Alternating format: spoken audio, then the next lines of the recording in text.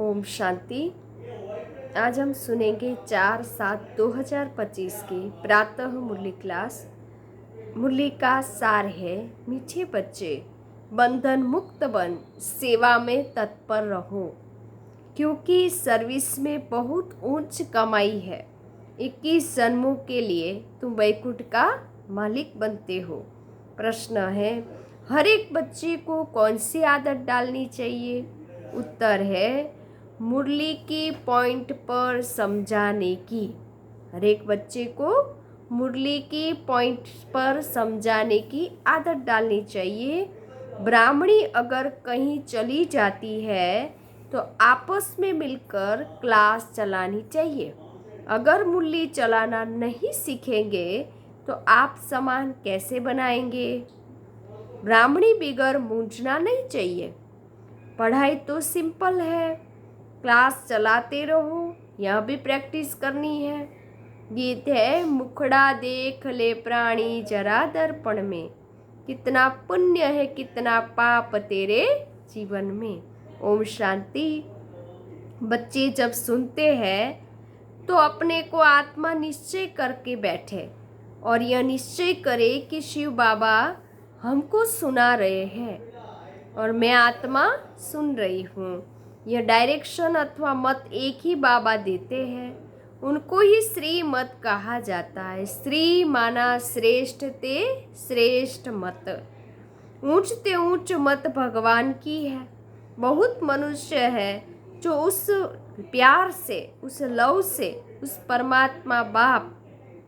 परमात्मा को बाप समझते भी नहीं है। भल शिव की भक्ति करते, बहुत प्यार से याद करते हैं, परंतु मनुष्य ने कह दिया है कि सभी में परमात्मा है, तो वह लव किसके साथ रखे? इसीलिए बाप से विपरीत बुद्धि हो गए हैं।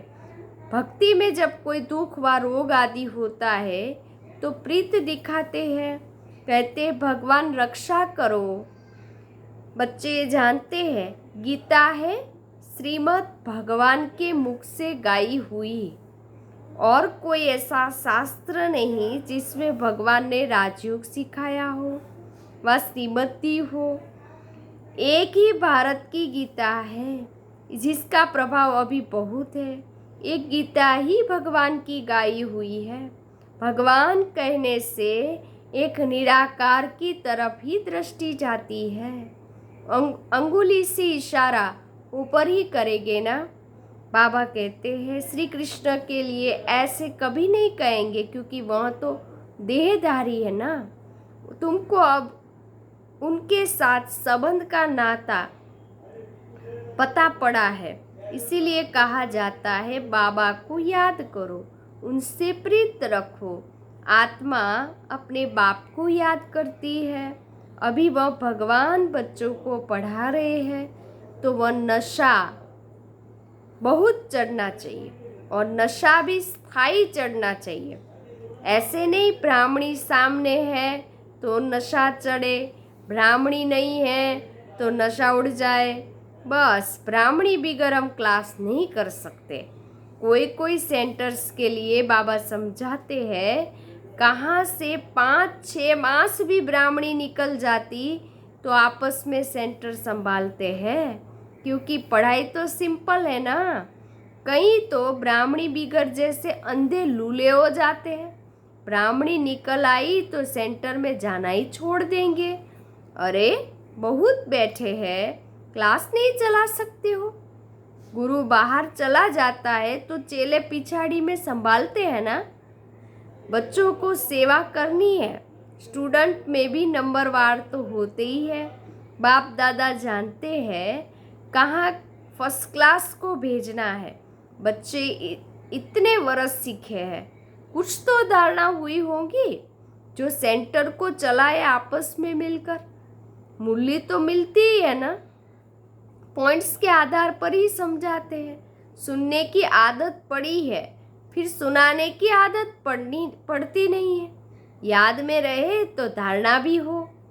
सेंटर पर ऐसे तो कोई होने चाहिए जो कहे अच्छा ब्राह्मणी जाती है, हम सेंटर को संभालते हैं। बाबा ने ब्राह्मणी को कहाँ अच्छे सेंटर पर भेजा है सर्विस के लिए, ब्राह्मणी बिगर मूंज नहीं जाना चाहिए। ब्राह्मणी जैसे नहीं बनेंगे तो दूसरों को आप समान कैसे बनाएंगे, प्रजा कैसे बनाएंगे। मूल्य तो सबको मिलती है ना।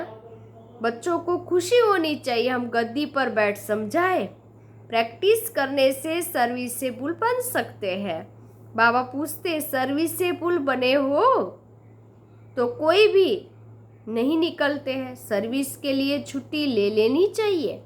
जहाँ भी सेवा के लिए बुलावा आवे वहाँ पर छुट्टी लेकर चले जाना चाहिए। जो बंधन मुक्त बच्चे हैं वह ऐसी सेवा कर सकते हैं। उस गवर्नमेंट से तो इस गवर्नमेंट की कमाई बहुत ऊंची है।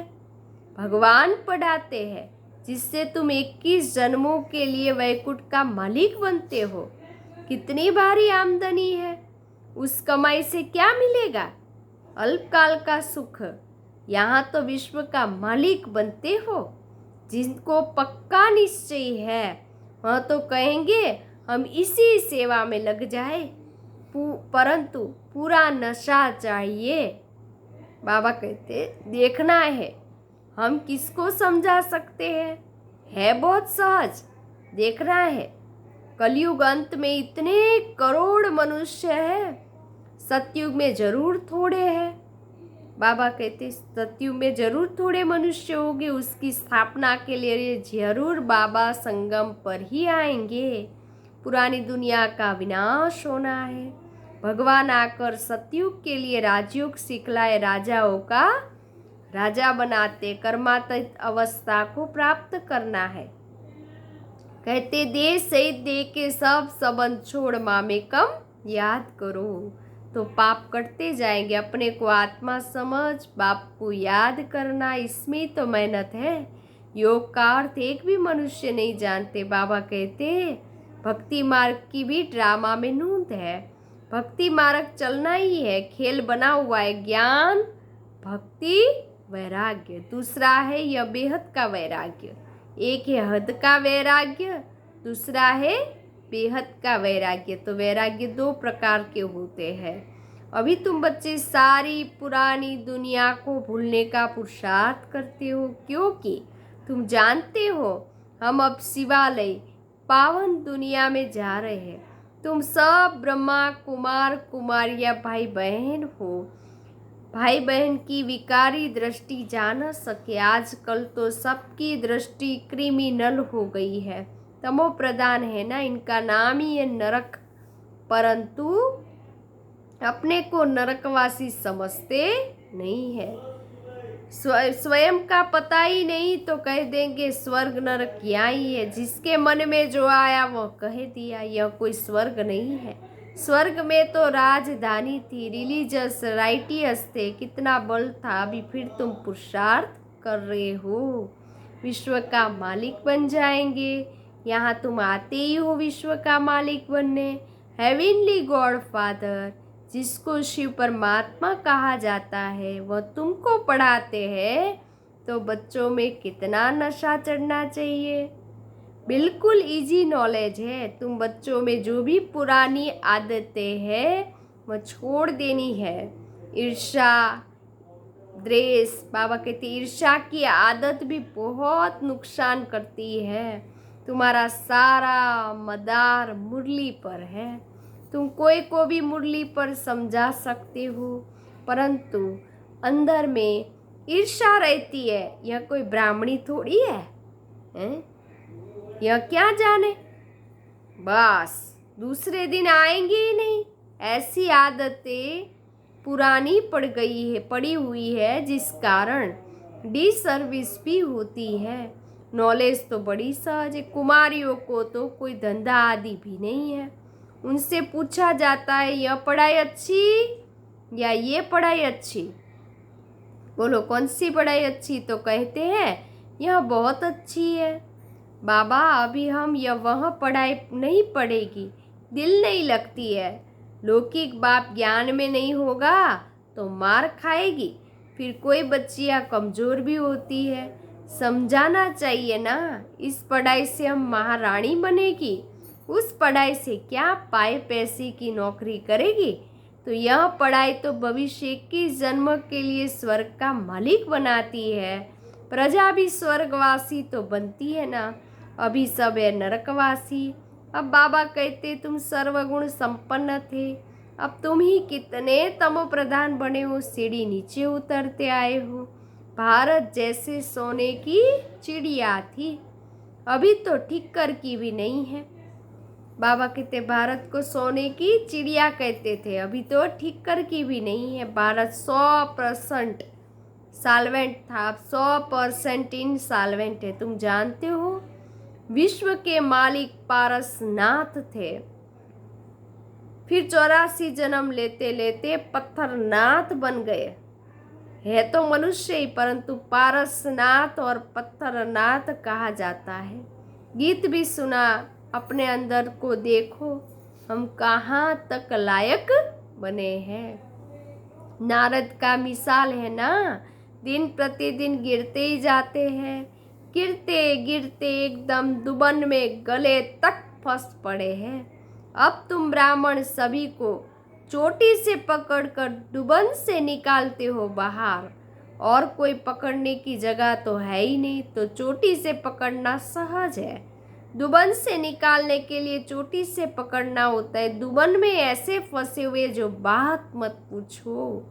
भक्ति का राज्य है ना। अभी तुम कहते हो बाबा हम कल पहले भी आपके पास आए थे राज्य भाग्य लेने, लक्ष्मी नारायण के मंदिर भल बनाते रहते, परंतु उसको पता ही नहीं कि यह विश्व के मालिक कैसे बने। अभी तुम कितने समझदार बने हो, तुम जानते उनको राज्य भाग्य कैसे मिला, फिर 84 जन्म कैसे लिए। बिरला, टाटा बिरला कितने मंदिर बनाते, जैसे गुड़िया बना लेते हैं, वह छोटी छोटी गुड़िया या फिर बड़ी गुड़िया बनाते, चित्र बनाकर पूजा करते रहते। एक्यूपेशन न जाना तो जैसे गुड़ियों की पूजा हुई ना।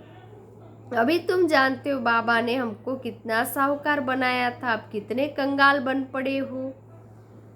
जो पूज्य थे अब पुजारी बन पड़े। भक्त लोग भगवान के लिए कहते आपे ही पूज्य, आपे ही पुजारी, आप ही सुख देते हो, आप ही दुख देते हो, सब कुछ आप ही करते हो, बस इसमें ही मस्त हो जाते। कहते आत्मा निर्लेप है, कुछ भी खाओ पियो मौज करो, शरीर को लेप छेप लगता है, वह गंगा स्नान से शुद्ध हो जाएगा। जो चाहिए सो खाओ, क्या क्या फैशन है, बस जिसने जो रिवाज डाला वह चला पड़ा। बाबा कहते चल पड़ता है। अब बाप समझाते हैं विषय सागर से चलो शिवालय में।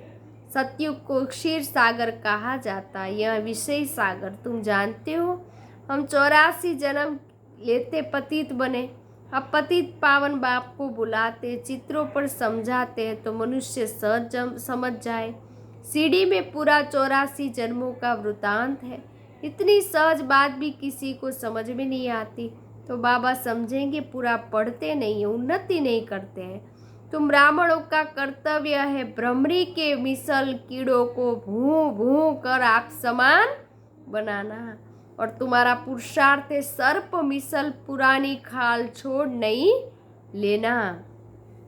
तुम जानते हो ये पुराना सड़ा हुआ शरीर है, इनको छोड़ना। ये दुनिया भी पुरानी है, शरीर भी पुराना है, यह छोड़कर अब नई दुनिया में जाना है।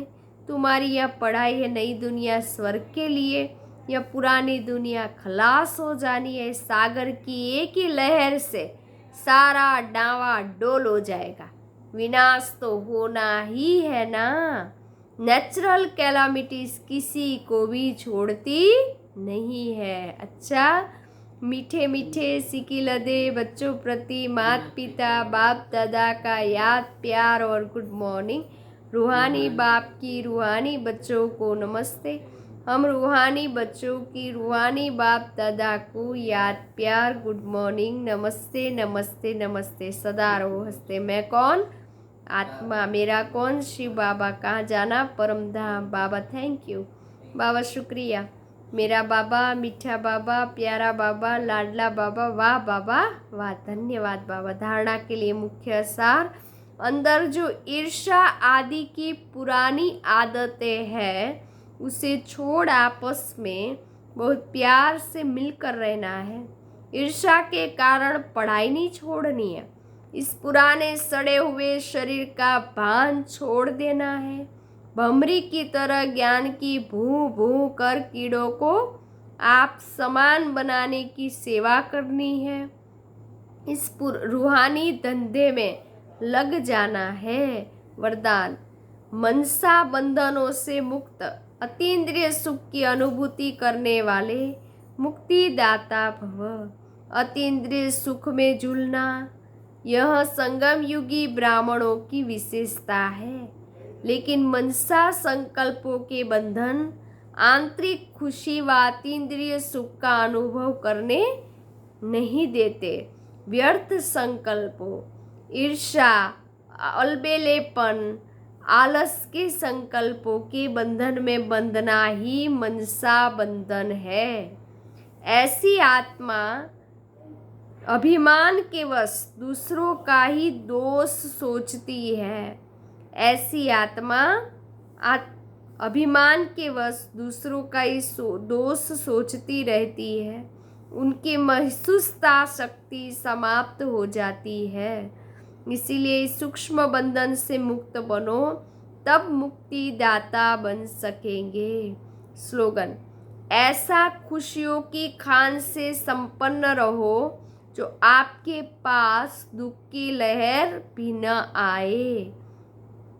अव्यक्त इशारे: संकल्पों की शक्ति जमा कर श्रेष्ठ सेवा के निमित्त बनो।